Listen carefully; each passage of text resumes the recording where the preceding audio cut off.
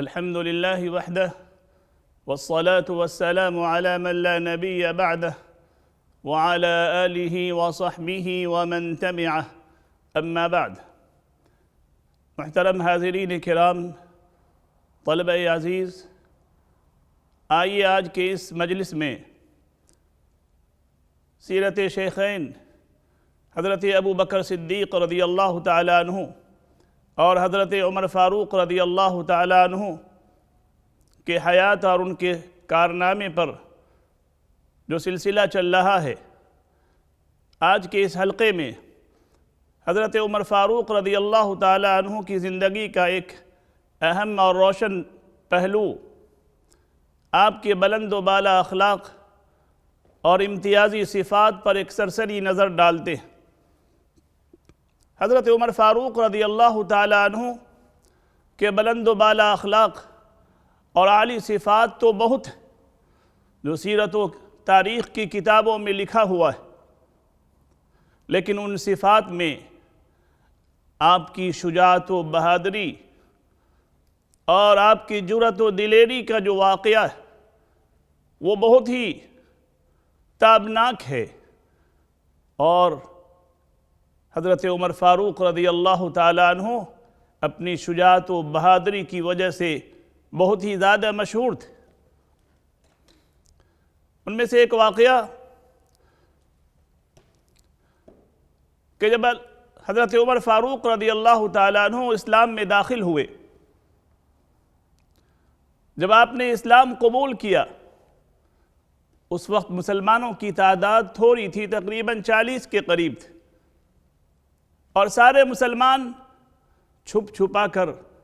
دین کی تعلیم اللہ کے رسول صلی اللہ علیہ وسلم سے دار ارقم میں سیکھتے تھے۔ حضرت عمر فاروق بھی وہیں آ کر اسلام قبول کیا، لیکن کسی میں یہ جرأت اس سے پہلے نہیں تھی، کسی میں یہ ہمت نہیں تھی کہ اپنے اسلام کا کھلم کھلا اعلان کرے یا کعبے میں جا کر نماز پڑھے۔ جب حضرت عمر فاروق رضی اللہ تعالیٰ عنہ اسلام میں داخل ہوئے تو انہوں نے ایک دن رسول اللہ صلی اللہ علیہ وسلم سے فرمایا، یا رسول اللہ، کیا ہم حق پر نہیں ہیں چاہے زندہ رہیں یا مریں؟ اللہ کے رسول صلی اللہ علیہ وسلم نے فرمایا، خدا کی قسم، تم حق پر ہو، چاہے زندہ رہو چاہے تمہاری موت آ جائے۔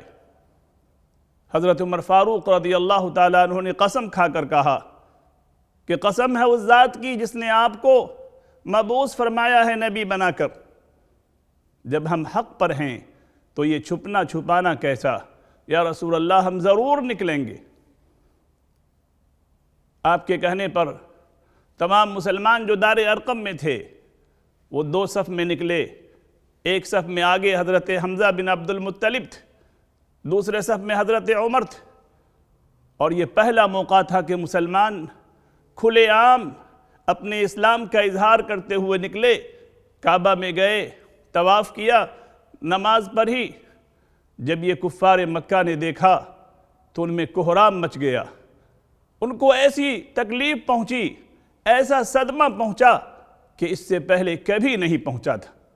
اسی جرأت و بہادری اور آپ کی اسی شجاعت کے موقع پر اللہ کے رسول صلی اللہ علیہ وسلم نے آپ کو الفاروق کا لقب دیا تھا، جو آپ کے نام کا ایک حصہ بن کے رہ گیا۔ میرے عزیز دوستو، اس کے علاوہ حضرت عمر رضی اللہ تعالیٰ عنہ کی جو اہم صفات ہیں ان میں سے ایک آپ کے رائے کی پختگی۔ حضرت عمر فاروق رضی اللہ تعالیٰ عنہ کہ امتیازی صفات میں آپ کی رائے کی پختگی، آپ انتہائی صائب الرائے، دور اندیش اور بلند نظر تھے۔ آپ کی صواب رائے کا یہ حال تھا کہ قرآن کریم کی بہت ساری آیات آپ کی رائے کے مطابق نازل ہوئی۔ چنانچہ غزوہ بدر میں جب 70 کفار قتل کر دیے گئے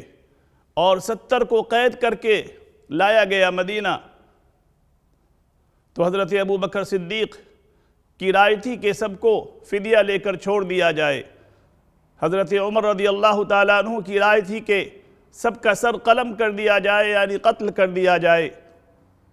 آخر اللہ کے رسول صلی اللہ علیہ وسلم نے حضرت عمر،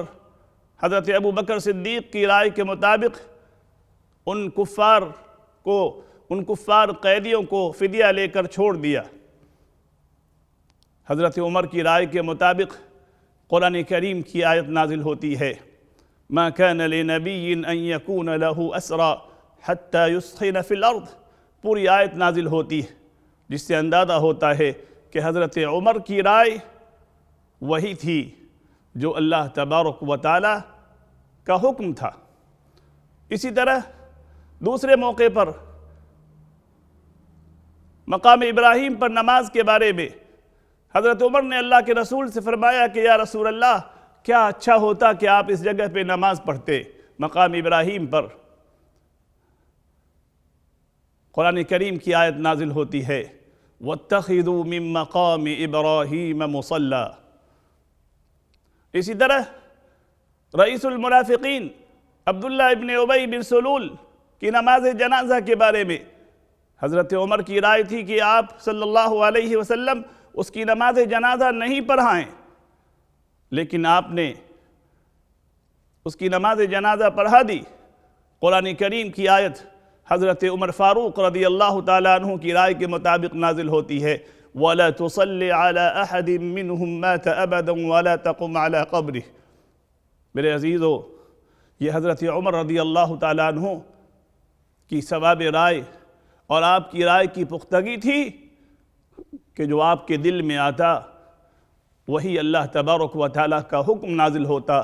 بالکل حق ہے جو اللہ کے رسول صلی اللہ علیہ وسلم نے فرمایا کہ اللہ نے عمر کے زبان اور دل پر حق کو جاری و ساری کر دیا تھا۔ میرے عزیزو، حضرت عمر رضی اللہ تعالیٰ عنہ کی صفات میں سے ایک بہت ہی امتیازی صفت اور جس سے حضرت عمر کو قیامت تک کے لیے دنیا یاد کرتی رہے گی، اپنے بھی پرائے بھی، وہ حضرت عمر رضی اللہ تعالیٰ عنہ کا عدل و انصاف اور حضرت عمر کا مساوات۔ حضرت عمر رضی اللہ تعالیٰ عنہ کی امتیازی صفت تھی کہ آپ چھوٹے بڑے امیر غریب سب آپ کی نظر میں برابر تھا اور سب کے ساتھ انصاف اور مساوات کا معاملہ کرتے تھے۔ آپ کے زمانے خلافت میں حق و انصاف کو اتنی بلندی ملی کہ لوگوں کو مانگنے سے حق نہیں ملتا تھا، بلکہ حق اور انصاف اس کے گھروں کے دہلیز پہ پہنچ جاتا تھا۔ یعنی اگر کسی پر کہیں ظلم ہو رہا ہے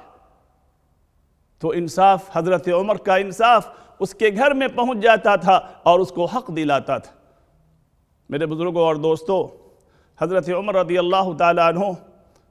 کا یہ انصاف کا یہ حال تھا کہ جو چیز وہ منبر پر کھڑے ہو کر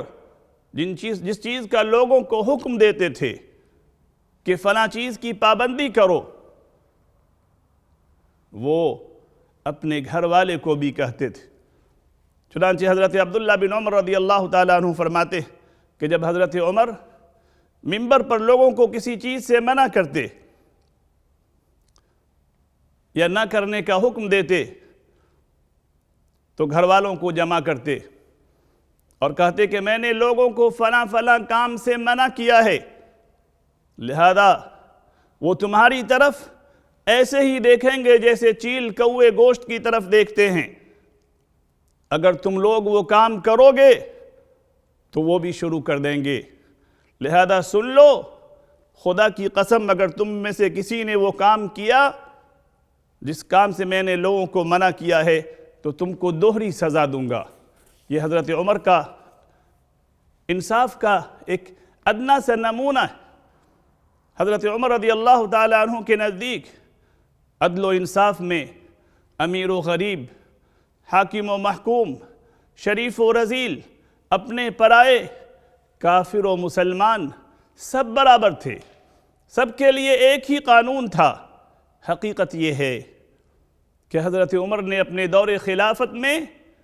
عدل و مساوات کا جو بے مثال نظام قائم کیا وہ قیامت تک کی حکومتوں کے لیے مشعل راہ ہے۔ محترم بزرگوں اور دوستو، اور عزیز بچوں، حضرت عمر فاروق رضی اللہ تعالیٰ عنہ اپنی حکومت میں رعایا کا، عوام کا اور ان کے آرام و راحت کا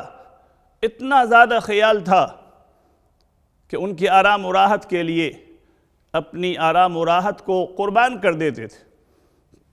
حضرت عمر کے دور میں مدینے میں ایک قحط سالی آئی اور اس کے اطراف میں بھی قحط پڑا، جس کو عام الرمادہ کہتے ہیں۔ حضرت انس رضی اللہ تعالیٰ عنہ فرماتے کہ اس سال حضرت عمر نے اپنے اوپر گھی کو کھانا حرام کر لیا۔ گھی جو ان کا پسندیدہ تھا، اسی میں بنے ہوئے سالن کھاتے تھے کہ جب تک لوگوں میں خوشحالی نہیں آ جائے گی میں گھی نہیں کھاؤں گا۔ اس درمیان جب تیل میں پکا کر کھانا انہیں دیا جاتا تھا تو ان کے پیٹ سے آواز آتی تھی گرگراہٹ کی، معدے سے گرگراہٹ کی آواز آتی تھی۔ حضرت عمر رضی اللہ تعالیٰ عنہ اپنے پیٹ پر انگلی مارتے تھے اور کہتے تھے، اللہ کی قسم تو جس قدر چاہے گرگرا لے، جب تک لوگ گھی نہیں کھائیں گے تب تک تمہیں بھی گھی کھانے کو نہیں ملے گا۔ یہ حال تھا حضرت عمر رضی اللہ تعالیٰ عنہ کہ عدل و مساوات کا اور رعیت کے لوگوں کے ساتھ ہمدردی اور غمخواری کا، کہ اگر رعایا پریشان ہے تو خود بھی پریشانی اٹھا لیتے، اپنے آپ کو بھی، اپنے نفس کو بھی، گھر والوں کو بھی پریشانی میں ڈالتے۔ اللہ تعالیٰ لاکھوں رحمتیں نازل فرمائے حضرات صحابہ کرام پر اور حضرت عمر پر کہ انہوں نے امت کو عدل و انصاف کا بڑا عظیم سبق دیا۔ اللہ تعالیٰ ہم سبوں کو بھی اپنی زندگی میں وہ صفت لانے کی توفیق عطا فرمائے اور عدل و انصاف کے ساتھ اپنے گھر والوں کے ساتھ، اپنے پڑوسیوں کے ساتھ، اپنے لوگوں کے ساتھ زندگی گزارنے کی توفیق عطا فرمائے۔ وآخر دعوانا ان الحمد للہ رب العالمین۔